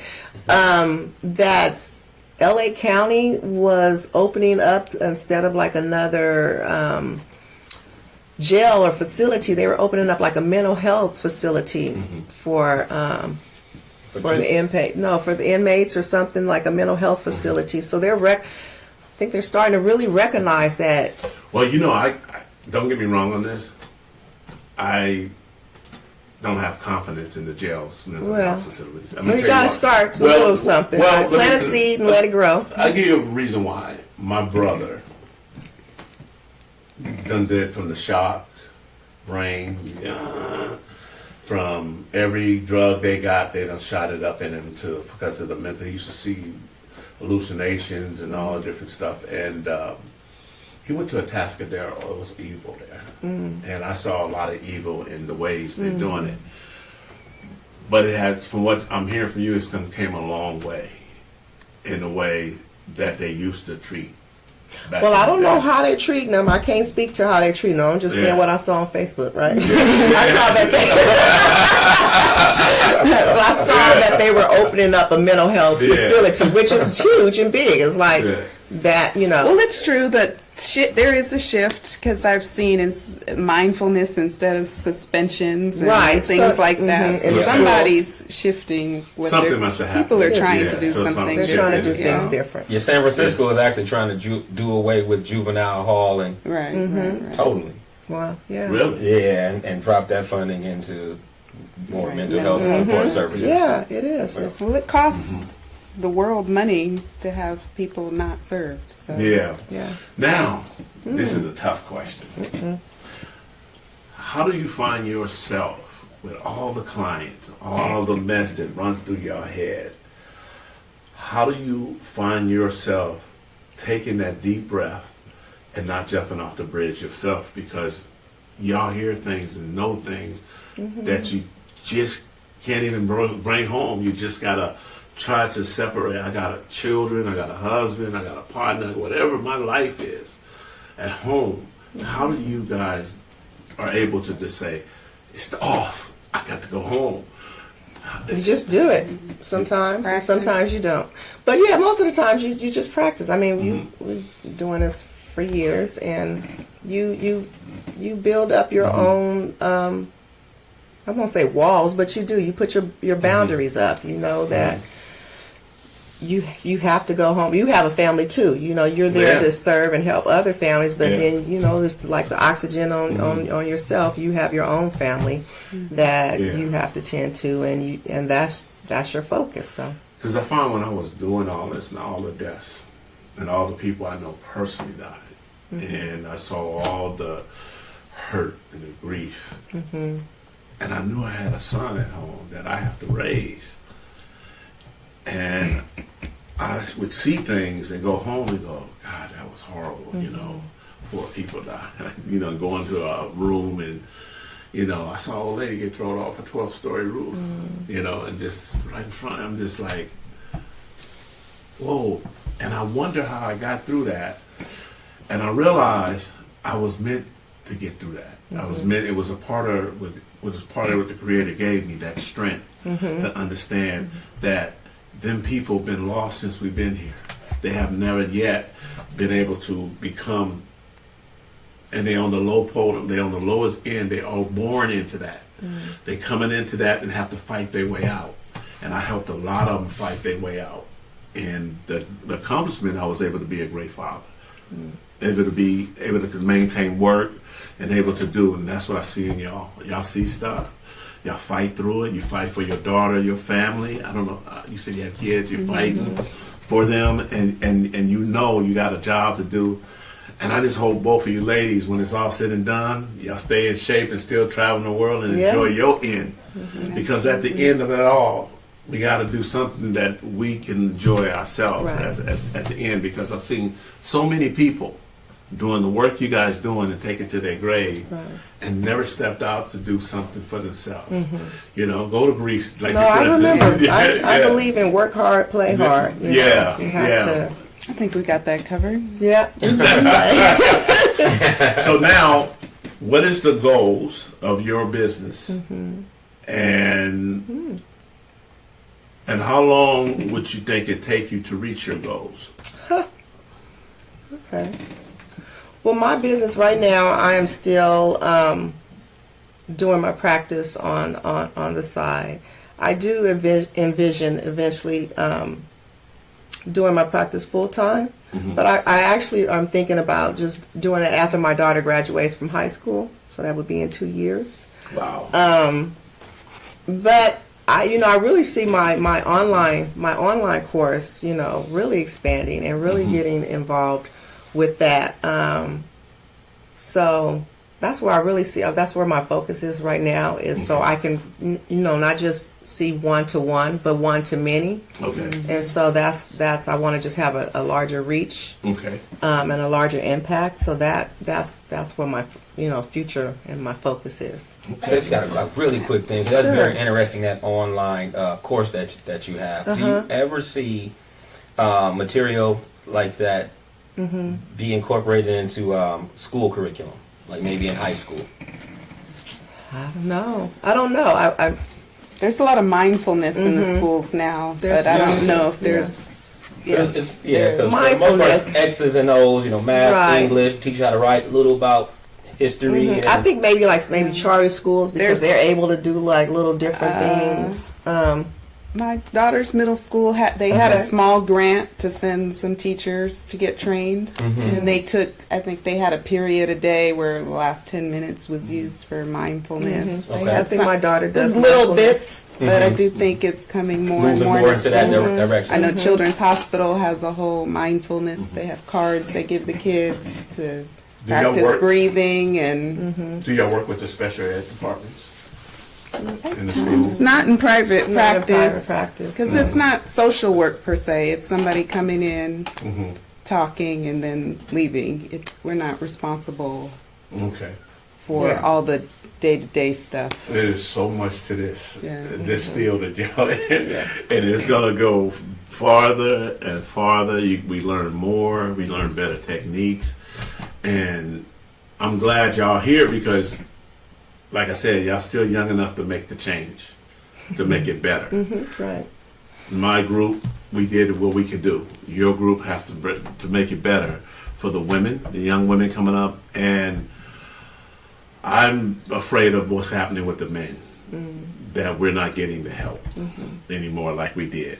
A lot of our young men are suffering, and they're becoming something that it's amazing what's going to happen in the future and stuff. So, but I'm gonna still talk on it. I'm gonna still bring some dynamite brothers, sisters in. I want to bring some, to talk and to continue this fight. I will promote your business. Thank you. Just send it to me. We will send it out. We'll talk about it on the show and get you guys You can call in and promote it. Hey, If you want to, you can come in and do a show on your business. Okay. And that's it. You can go live, have your clients call. You can just do what you need to do. Let me know. Bring y'all, do your thing. Love it. So Appreciate the put your opportunity. logo up, everything, and because this is the thing. What we like to do. This is our people. Yeah. And we got to start supporting our people, and we got to stop arguing. We got to stop doing the things. We got to come together and be family, because that's the only way we got to get out of what got us here. Yeah. That's gone.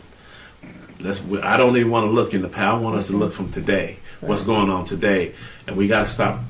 He tells me this all the time. Stop talking about Roy when you was 70 years old, long time. You don't listen to me, but Yeah, but I listen. I listen because he has a 10-year-old kid and he has a baby and he has a 19-year-old daughter in college, and they've been telling us we're not seeing them, and your little baby not even talking to, hey, she's the only one that you better see me. They see things different. Yeah. They got technology better than us from the beginning. They know how to use a cell phone at 3 and 4. I didn't know how to use this till I was 40. So I'm just saying that things have changed. It took me hard to learn to use a computer, The iPad. speed of information is just It's just so right, different. yeah. And what hurts them, they don't know how to communicate out like we learned to talk. You're the last of it, of going outside and talking, of going to communicate. Y'all the last of it. The early 80s is the last of people. Now it's text. I can't stand it. My son texts me. I want to hear his voice sometimes. Right. I want to hear his voice. But I want to tell everybody, I'm going to say one thing, then I'm going to let her close the show. Say something about her business, herself. I want you to say something first about your business, and yourself and who you are. And then I want you to close the show at California Urban Podcast, and then I'll say thank you for coming. But I definitely want you to say something, because I'm glad that you came. Here's another sister that's doing her thing, and it's impressive. It's very impressive. I want to thank your family, your daughter, your husband. Hey, Mr. Winston, thank you for Watson. Don't get me killed. Okay. Don't come down here now. All right. But Mr. Watson, thank you. And for this as a family to come in, and I want to say hi to your two mothers. Yes. And thank you. You have a beautiful daughter. She's a lovely woman, and she has done what she's supposed to do, and she's still doing. She's just starting. She's just a baby at it. She's just starting, and I look forward to hearing from you. And anytime you want to come on and do anything you want, you definitely can. Platform and because this is hard work, believe it or not, we do a lot of research and hard, and so. But this is California Urban Realty, and we're gonna let you finish your say. I'm Naima Hart. I too offer mental health therapy. I'm here in Oakland. You can come in the office. I have teletherapy. You can do it online. And that's kind of where it's at. I too am developing. I want to make it more accessible to more people, which is one of the reasons, I think Renee too has the webinar, so that more people can access it for less money. Okay. So wow, that's beautiful. It's a big piece. Because that costs. Even if it's less, you got to work on it. But I figure if you can do them other things, you can go see you. That's right. And get help. So you got the table. Okay, and again, I'm Renee Cage-Watson, and with Empowered by Courage Counseling, and I want women, and men too, but women in particular, because that's the group that I love working with, and know that their voice matters. They are worthy. What they want to do in life, they can do. You just have to dig deep. It's within you. And don't be afraid to talk to someone. It's helpful. We all need to talk to someone and and tell our story. Because it's healing in telling your story. Okay, don't. I'll be giving you a call about me. And I'm going to throw him in there.